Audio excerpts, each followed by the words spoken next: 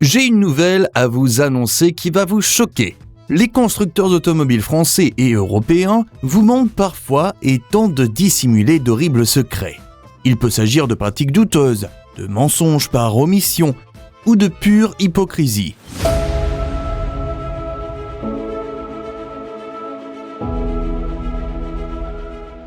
Et aujourd'hui, vous allez découvrir 5 mensonges de constructeurs français depuis les années 2010. N'oubliez pas de vous abonner et d'activer la cloche de notification si vous aimez les voitures françaises. Commençons avec le numéro 1. Mensonge numéro 1. Les Français veulent des SUV, pas des voitures à moins de 10 000 euros. Vous vous souvenez de l'époque où l'on pouvait acheter une citadine à moins de 10 000 euros ? Dites ça aujourd'hui à votre fils ou votre petit-fils et il va vous regarder comme un dinosaure. Une Twingo Phase 4 de 2025, conçue en Chine et produite en Slovénie, coûte quand même 20 000 euros et 15 000 euros avec les aides. L'offre sous la barre des 15 000 euros est quasi inexistante. À part la Spring et la Citroën IC3, il n'y a plus grand monde. Et pourtant, s'il y a bien un domaine sur lequel aucun autre pays ne nous arriverait à la cheville, c'est la production de voitures à petit prix. La 2 dans les années 50, la 4L dans les années 60, la R5 dans les années 70, la 205 dans les années 80 et enfin la Twingo et la 106 dans les années 90 et 2000. Pour ne citer que la Twingo 1, elle s'est vendue à 2,5 millions d'exemplaires et se vendait très bien pendant 14 ans. La 106 a fait mieux avec 2 798 200 exemplaires en 12 ans, en plus d'être dans le top 5 des ventes entre 92 et 96. Jusqu'en 2011, les Français pouvaient encore s'acheter une voiture neuve avec un confort minimum à moins de 10 000 euros. En 2026, plusieurs modèles à bas prix arrivent en fin de vie et n'ont toujours pas de successeur. La Fiat 500 originelle, l'Opel Adam, la C1 et la 108. En 2021, le PDG de Renault, Luca De Meo, a été clair sur ce sujet. Renault va abandonner le segment A. Pourquoi nos constructeurs délaissent-ils ce segment qui a fait ses preuves ? Parce que ce n'est plus rentable de produire des petites voitures.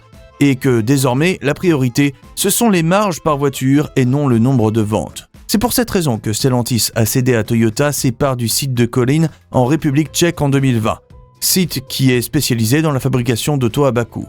Pour citer Michael Manley, alors PDG de Fiat Chrysler Automobile, qui expliquait fin octobre 2019 « Dans un futur très proche, vous nous verrez nous concentrer sur un segment avec des marges plus grandes, et cela impliquera la sortie du segment des mini-voitures. » C'est en partie pour cette raison que les publicitaires poussent autant les SUV.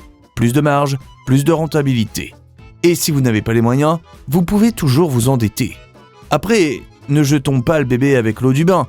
Avec les aides, vous pouvez acheter une Spring, une EC3 ou la future Twingo E.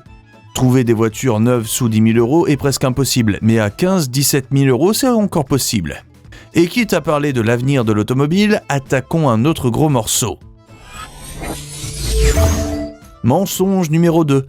La voiture électrique vous revient moins cher qu'une thermique. L'un des segments phares des pros électromobilité, c'est que sur le long terme, ça vous revient moins cher de rouler à l'électricité. Et plusieurs études abondent dans ce sens.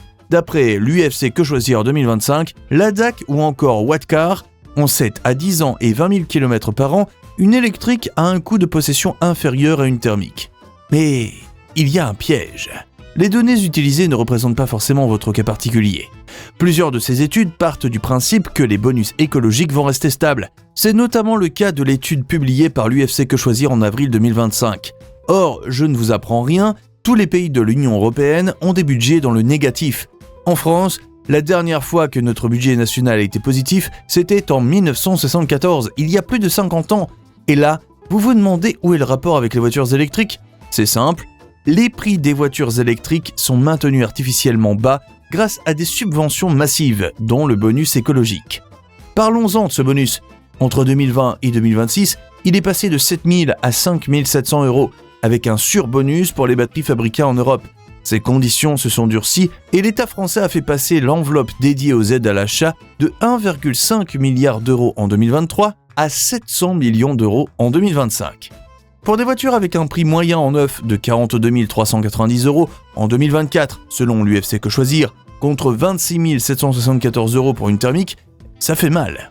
Ensuite, plusieurs de ces études se basent sur des trajets maison-boulot de moins de 80 km par jour avec une recharge à la maison. Ça ne convient pas à toutes les professions, comme les commerciaux de terrain ou les aides à domicile. De quoi donner des sueurs froides aux meilleurs prévisionnistes. Nous avons gardé le meilleur pour la fin. La plupart de ceux qui nous regardent sont des passionnés d'automobile. Et nous le voyons en commentaire, plusieurs d'entre vous font plus ou moins l'entretien de leur véhicule et les gardent des décennies. Sauf que c'est plus compliqué à faire avec une voiture électrique. Les pièces neuves sont rares, et en occasion, elles sont presque impossibles à trouver. Selon une étude menée par France Assureur, réparer une voiture électrique coûte en moyenne 11 à 28% de plus qu'une thermique. En plus de la complexité mécanique, elles ont des tonnes de capteurs et de logiciels à régler via des outils propriétaires. Et il faut des connaissances de pointe pour les réparer sans se faire électrocuter, ou perdre la vie électrocuté. C'est ce qui est malheureusement arrivé le 16 juillet 2025 à un policier espagnol à Poblenou del Delta. Ses parents ont trouvé son corps à côté de sa voiture électrique, électrocuté par les 800 volts de la batterie de son auto alors qu'il faisait une réparation banale. Bon, si vous ne faites pas votre entretien vous-même, le problème de la réparabilité électrique ne vous concerne pas. Pas vrai ? Eh bien faux. Une étude du britannique AX montre que les voitures électriques partent fréquemment à la casse parce qu'elles sont coûteuses à réparer. Par ailleurs, le poids des batteries amplifie mécaniquement les chocs, ce qui les endommage encore plus.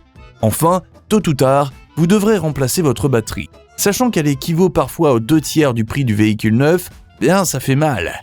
Sans parler de la décote.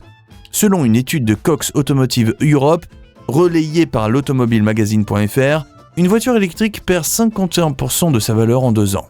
Le Parisien a analysé les données de Le Bon Coin et va dans le même sens.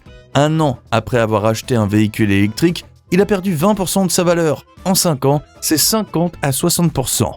Après, certaines marques s'en sortent bien, comme Dacia. Alors, faut-il jeter votre vieille thermique pour acheter une électrique ? La réponse, n'écoutez ni les publicitaires, ni les concessionnaires. Faites vos calculs vous-même pour savoir si ça en vaut la peine. Mensonge numéro 3, les voitures hybrides rechargeables consomment moins que les thermiques. Annoncées comme la solution pour ceux qui veulent tenter l'électrique tout en gardant un pied dans l'essence, les PHEV avaient de quoi faire rêver. Entre 2023 et 2025, les constructeurs ont annoncé des consommations étonnamment basses. Peugeot 3008 PHEV, 1,2 litre par 100 km.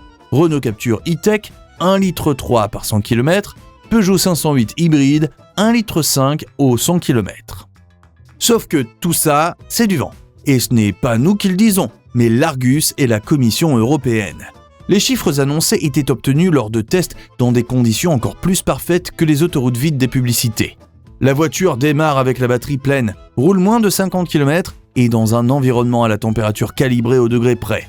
Sans surprise, les routes parisiennes, lyonnaises ou strasbourgeoises ne vous offriront pas souvent ces conditions, quand vous ne roulez pas tout simplement dans des bouchons. Une fois la batterie vide, la consommation explose. Une Peugeot 508 hybride passe de 1,5 litre à plus de 8 litres. Selon la commission d'enquête de l'Union européenne, l'écart entre la consommation annoncée et la consommation réelle frôle les 300%. Depuis le 1er janvier 2025, les constructeurs doivent utiliser un nouveau facteur d'utilité beaucoup plus réaliste. Résultat, en 2026, les modèles qui affichaient 1,5 litre affichent désormais officiellement 4,5 litres ou 5 litres au 100. Grâce à cette omission, les voitures ont pu éviter les malus écologiques et en plus être subventionnées. Sauf que vous en payez les frais. À Paris, les véhicules hybrides rechargeables de plus de 1,6 tonne paient dorénavant 3 fois plus, exactement comme les SUV thermiques lourds. À Lyon, fini la gratuité pour les hybrides rechargeables. La ville lumière majore les prix des places de parking pour les voitures de plus de 1,9 tonne. Grenoble et Montpellier suivront bientôt la même voie. Et si vous envisagez de revendre votre PHEV, apprêtez-vous à pleurer. La décote de ces véhicules vendus comme verts qui n'en sont pas réellement est brutale. On dit merci qui ? Merci à nos constructeurs.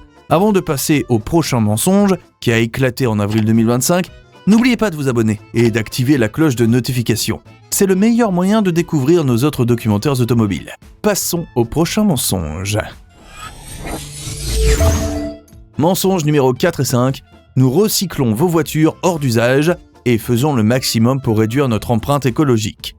Quand vous pensez cartel, peut-être que c'est l'image d'un vendeur de poudre blanche ou d'herbe qui vous vient à l'esprit. Pourtant, des associations criminelles, nous en avons, dont nos constructeurs. En avril 2025, la Commission européenne a épinglé 15 constructeurs européens qui se sont entendus pour ne pas participer au recyclage de leurs voitures. Pendant 15 ans, de 2002 à 2017, ils n'ont pas payé les épavistes chargés de démonter leurs voitures devenues des véhicules hors d'usage. Sauf que, d'après la directive européenne 2053/CE, les constructeurs sont tenus d'utiliser des matériaux recyclés et de participer au démantèlement des voitures. Pire encore, les 15 membres se sont mis d'accord pour ne pas communiquer sur le pourcentage de matériaux recyclés qu'ils utilisent. L'affaire a été révélée par Mercedes, non pas par bonté d'âme, mais pour éviter d'être sanctionné. Volkswagen écope de 128 millions d'euros d'amende, Renault de 81 millions et Stellantis de 75 millions. Outre-Rhin, les constructeurs allemands sont aussi pointés du doigt pour s'être coalisés afin de faire le minimum en termes de réduction de CO2. Bruxelles reproche à Daimler, BMW et Volkswagen de s'être associés entre 2009 et 2014 pour limiter le développement de la technologie SCR. SCR signifie réduction catalytique sélective. C'est un système de post-traitement des gaz d'échappement utilisé sur les moteurs diesel pour réduire les émissions d'oxyde d'azote. Les fameuses particules NOx. Cette technologie permet de neutraliser les NOx pour les transformer en azote et en eau. Sauf que ça coûte cher à développer et pas question de faire du zèle là-dessus. Alors Daimler, BMW et Volkswagen se sont entendus pour freiner autant que possible les avancées technologiques dans ce domaine. Ils ont pu réduire les coûts de production en s'accordant sur des tailles de réservoirs d'AdBlue identiques et sous-dimensionnées, au mépris de la santé des consommateurs, à savoir vous. En France, nous avons eu Renault et PSA qui ont triché sur le Dieselgate pour faire passer leurs véhicules aux normes Euro 5 et Euro 6. Plusieurs années avant, il y a aussi eu le scandale des consommations de carburant irréel du cycle NEDC. L'objectif était toujours le même, prétendre que leurs modèles polluent moins qu'ils ne le font vraiment. À chaque fois, les passionnés de voitures sont pris pour des pigeons et les constructeurs ne se découvrent une conscience que lorsqu'ils sont pris la main dans le sac. Sauf qu'à terme, à force d'éroder la confiance du public, Stellantis et Renault risquent de disparaître complètement.